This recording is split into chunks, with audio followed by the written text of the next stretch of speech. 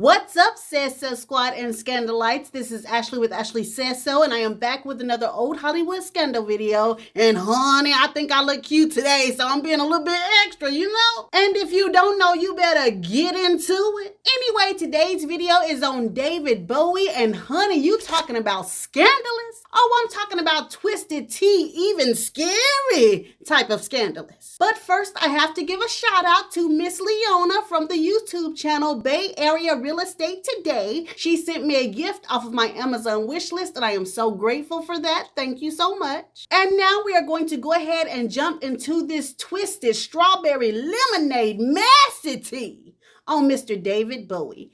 After this disclaimer. All of my videos are for entertainment purposes. Everything in them is rumor, gossip, and scandal that I get from books, word of mouth, on TV. Let's get to it. David Robert Jones was born on January the 8th, 1947 in Brixton, London. His mother's name was Margaret Peggy Burns, and his father's name was Haywood Stanton Jones. And on top of David, the couple had at least 3 more children, and some of those children were outside children, meaning they were born from previous relationships. In fact, one of those outside children was David's older brother, a young man by the name of Terry Burns. And the reason I mention Terry in particular is because his life and his death had a huge impact on David Bowie. You see, growing up, Terry did live in the same house with David and David's mother and father, but since David's father was not Terry's father, Terry would have a very hard time. David's father would pick on him, curse him out. He actually wanted him out of the house. And eventually Terry did leave the house, but then something else happened. He developed schizophrenia. And so young David had to watch his older brother battle schizophrenia, in and out of hospitals, hallucinating and things like that. And then later on in life, Terry actually took himself off of the planet. And David, who loved his brother, felt guilt. First of all, that he was raised as the golden boy and Terry was kind of pushed off to the side.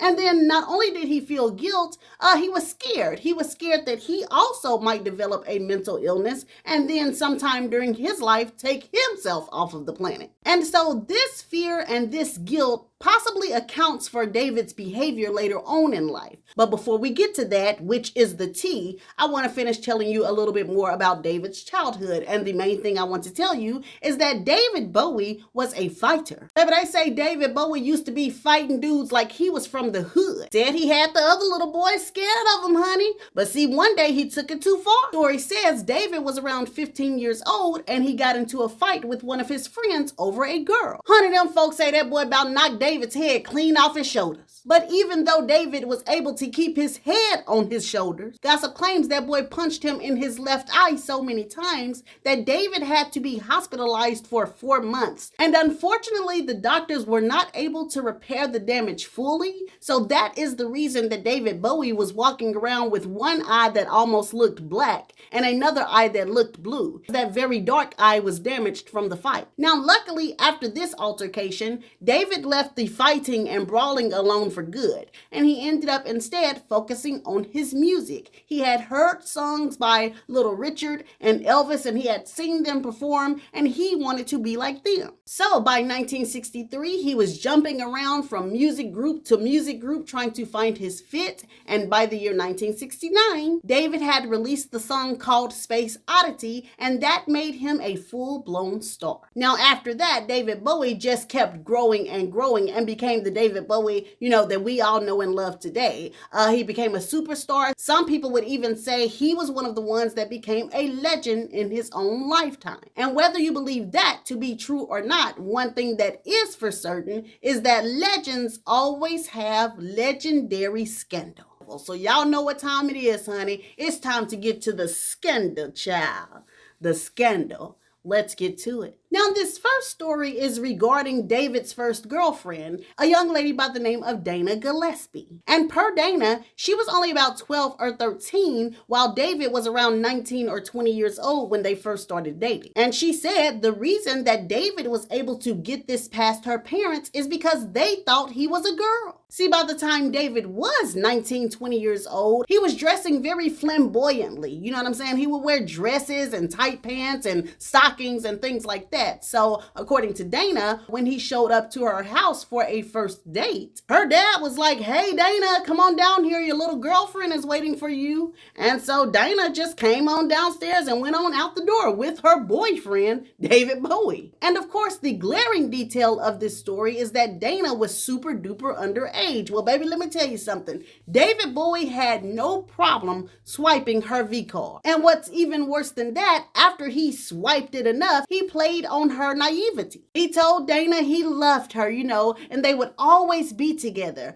But in order for his career to grow, he needed to move in with this young lady named Mary Finnegan. You see, Mary Finnegan was a journalist, and David needed her to write up good stories about him. And in order for this to happen, he needed to live with her. And Dana, being young and dumb, I hate to say it, but she was, ended up agreeing to this. So David moves in with Mary Finnegan, and as soon as he drops his bags by the door, he is blowing her TT out her back. And allegedly, Mary thought all of this was fun. She got a kick out of David lying to his little young girlfriend in order to move in with her. But as always, the tee-hee-hee was on Mary. Because as soon as David became her man, baby, she found out he was cheating with everybody. I'm talking about this boy was sleeping with every letter of the LGBTQ plus community. Child said David was sleeping with this girl named Angela Barnett. Said he was sleeping with one of his male stage managers. Said he even started sleeping with a mime, child. Now, how you gonna be sitting up there sleeping with a mime?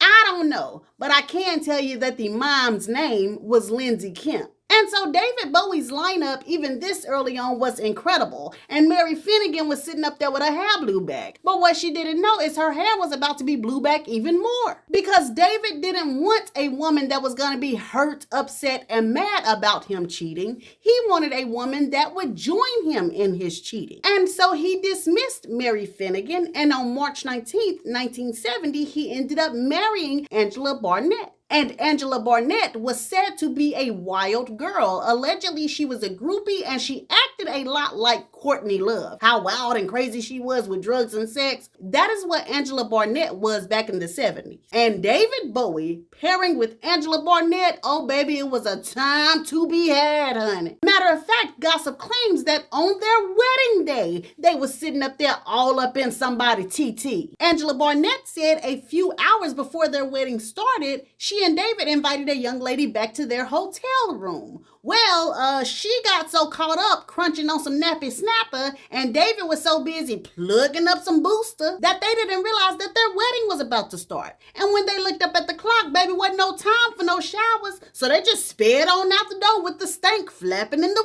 wind. Woo! Child.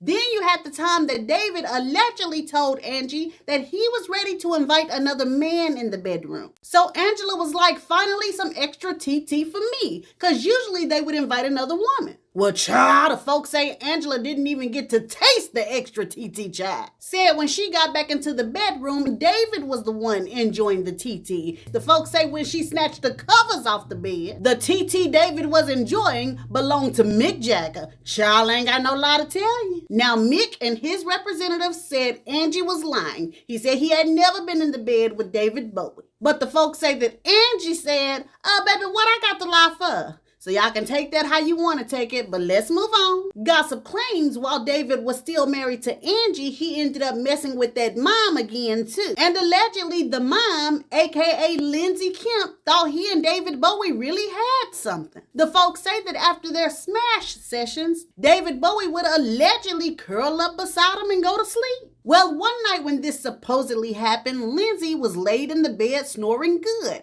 But then he started hearing some crashing sounds, so he kind of jumped awake. But when he woke up, the crashing sounds stopped and he felt David still behind him. So Lindsay ends up falling back to sleep. Maybe not even 10 minutes later, he starts hearing the crashing sounds again. And not only that, the wall next to his bed is shaking. This time, Lindsay wakes up and he's like, David, child, the folks say that David Bowie had turned into a pillow. Or better yet, David Bowie had replaced his body with a pillow. So he could sneak into Lindsay Kemp's roommate's room and tear the roommate up from the rooter to the tutor. And honey, all Lindsay Kemp could do was hold on to that pillow and start to bawl as he listened to David Bowie and his roommate knock pictures off the wall.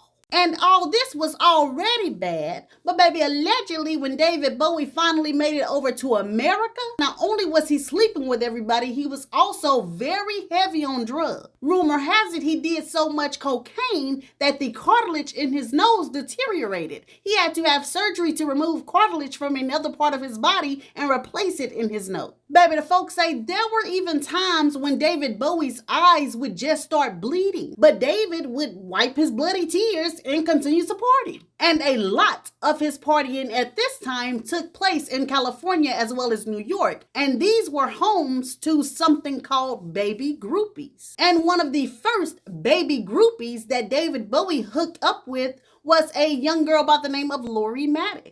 And Lori Maddox was a proud baby groupie, honey. Not too long ago, somebody tried to tell her that she was assaulted because she was underage and David Bowie was older than her. Child, the folks say Lori Maddox cussed that girl out. Told her, don't you put your victimhood on me. So she tells these stories proudly. And according to her story with David Bowie, allegedly they met in an LA nightclub or on the Sunset Strip. She said David took her back to his hotel room where she got high on hash and drank a lot of champagne. She said when she was good and buzzed, David Bowie came out in a yellow and black, I believe, kimono robe, and he took her by the hand and he asked her to wash his back. And so they went to the tub that was filled with bubbles and she washed his back. Then she said that David Bowie, without a word, took her hand again and took her to the bed and laid her down. She also claims that David Bowie had a threesome between her and another so-called baby groupie by the name of Sable Starr. And some of David Bowie's hardcore fans tried to say that Lori Maddox was lying, but I'm not so sure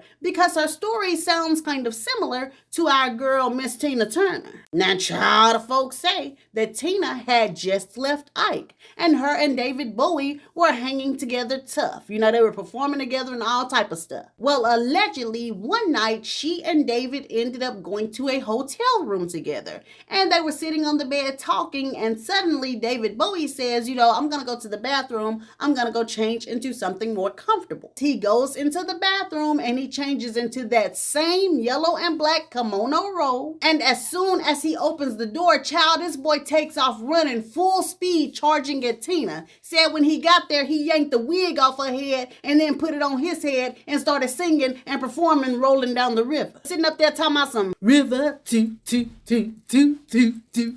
Opening the robe back and forth and showing his TT jumping to the beat. And honey, I know it sounds ridiculous, but the folks say that Tina Turner was turned on by the performance in front of her. And gossip claims that David Bowie was rolling in her river all night long. Matter of fact, allegedly the next day after this encounter or the next night after another encounter they had was on stage practicing getting ready for a performance later on that night. And David Bowie was performing on this same bill. Well, anyways, while Tina is practicing, David ends up walking up to her and he ends up whispering something in her ear. And Tina is like, you're so crazy, ha ha ha. And so when David walks off, her stage manager is like, hey, what did he say was so funny? What's going on? Charles say Tina told the woman that David told her that his cock was still sore from the night before. So I guess Tina's TT was muscular just like her arms and her back. And Tina Turner is not the only star that David Bowie allegedly slept with.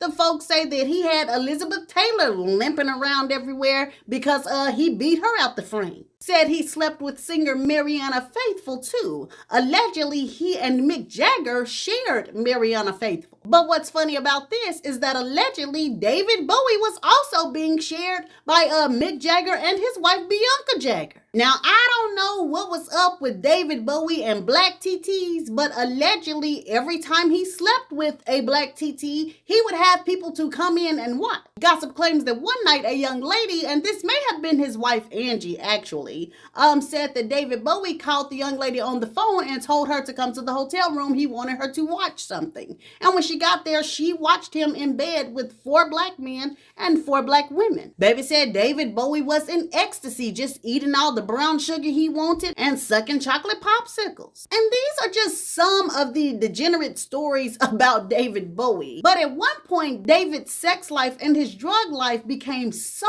disgusting that really weird and strange strange things started to happen to him. Like the time when he was allegedly being chased by a coven of witches. Supposedly there was this coven out in California, and they thought David Bowie was some sort of reincarnated spirit that they worshipped, and they all wanted to get pregnant by him. So during this time that this witch coven was chasing him, gossip claims that whenever David was having a session, whenever he was about to get close to the end and release, he would jump back and then go and release into the toilet. Other times he would jump out and release into a jar because he wanted to make sure that he didn't leave anything on the bed so the witches could come later on and scoop up and use it to get pregnant by him. And this witchy stuff was just the tip of the iceberg. Allegedly, at the same time this strange stuff was going on, a dead body showed up trying to sleep with David Bowie. Now, baby, there are two versions of this story. The first version says that a young lady by the name of Josette Caruso was messing around with David Bowie. Well, one night she said there was a loud bang at the door. So David's bodyguard went to answer the door. And then the bodyguard yelled out David's name and told him to come to the door. Well, the story says when David got there was a young man with some dark shades on and a dark hood, and he told David,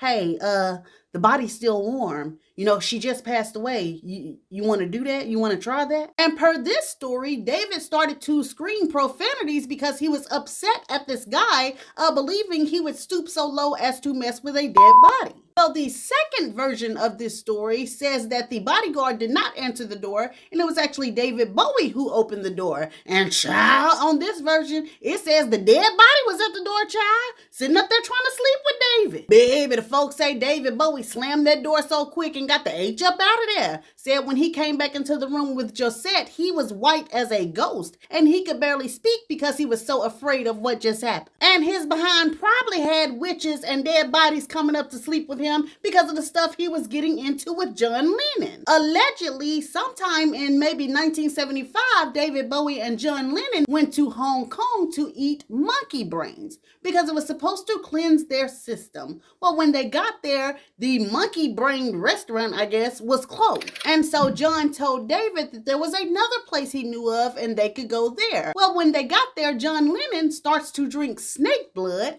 and then he takes an egg and shoves it into David Bowie's mouth. And David Bowie is about to lose his mind. He's about to throw up because this egg has been boiled in horse pee for 1,000 days. And so maybe that's the reason that the dead bodies and witches were showing up. You know, I don't know, child. All I know is that it's nasty. And then, as if the witches and the dead body thing wasn't bad enough, David Bowie also started having these anxiety or panic attacks where he felt like the Manson family were out to get him. I mean, he would just allegedly be chilling on the couch and then start screaming out of nowhere, you know, they're coming. Said one time he took all of the knives in the house and buried them in his backyard because he was so afraid. And all of these may have been hallucinations due to the drugs he was taking, but David just would not stop. As a matter of fact, towards the late 1970s, it is said that he overdosed several times, but his friends would just put him in a bathtub full of warm water and eventually he would come to. And then as the 1970s turned into the 1980s, David Bowie started to tell friends that he believed he was possessed by the devil. And he started to develop a serious fascination with the small mustache guy. Allegedly, he would watch reels of the small mustache guy's speeches over and over. And per the story, a lot of David's friends were sticking by him through all of these trying times, but when he started to develop this type of fascination, people started to distance themselves from him. In fact, his wife, Angela Barnett, ended up divorcing him in the year 1980. Well, to move on with the story, even though people were now leaving David alone and trying to get away from him, there was one lady who was running towards him, and that was actress Susan Sarandon. She and David Bowie starred in a movie together in the year 1983, and they ended up developing a relationship. But allegedly, as soon as they started started messing around, David started to pressure her to give birth to his kids. He wanted to have kids with her right then, and Susan did not want to do that, so she ended up breaking off the relationship. And so by the late 1980s, even though David Bowie is still in the public eye, he is still performing, his behavior, like I said, has pretty much pushed everybody away. And honestly, it probably should have been pushing the public away as well, because in 1987, one of his fans got a little too close, and if her story is to be believed, she paid for it dearly. And her name was Wanda Lee Nichols. And according to Wanda, she had went to one of David's shows, and then after the show, she was kind of still hanging out backstage trying to spend time with him. And so David invited her back to his hotel room. Well, when they got in the room, per Wanda, David immediately ripped off her clothes and then kind of pushed her down on the bed, from the back, and then started to force himself on her. Wanda said she was crying and begging him to stop, but instead of David stopping, he leaned down and bit this woman deeply in her back, just and then after he was done, he allegedly got up and threw Wanda's clothes at her and told her, "I hope you enjoyed the AIDS I just gave you because I'm infected." And she tried to sue David Bowie, but the case ended up being tossed out. And maybe something about this scared David Bowie. I'm not sure if it was the police snooping around in his business or the thought that he almost lost millions of dollars in this lawsuit. I don't know what it was, but he slowly and surely started to change his ways. He started to simmer down. His behavior started to mellow out a whole lot. And by the year 1990, he was ready to settle down. And in that same year, he met the woman that would take his breath away. And she was the 35-year-old beautiful Somalian model by the name of Iman. And in the year 1992, David Bowie and Iman were married. And to be honest with you, after David and Iman got together, that kind of was the end of his most scandalous story. I mean, they may have had some tea here and there because it is rumored that the couple had an open marriage, but there were no more rowdy stories that made it out to the public, or at least as far as I could see. And really, maybe that's a good thing. Maybe Iman was the perfect match for David Bowie. Maybe she was able to help him fight his demon. Either way, they ended up having a daughter together by the name of Lexi. And during the whole 1990s as well as the 2000s, they were one of the most attractive and wealthy pop culture power couples on the face of the earth. And they stayed that way for the most part until David Bowie's death on January the 10th, 2016, when David ended up passing away of liver cancer at the age of 69 years old. And so this is the end of the old Hollywood scandalous tale on Mr. David Bowie. If you guys liked the video, please hit the like button. Also, if you guys are new here, please subscribe. I will see you guys with another video soon. Bye.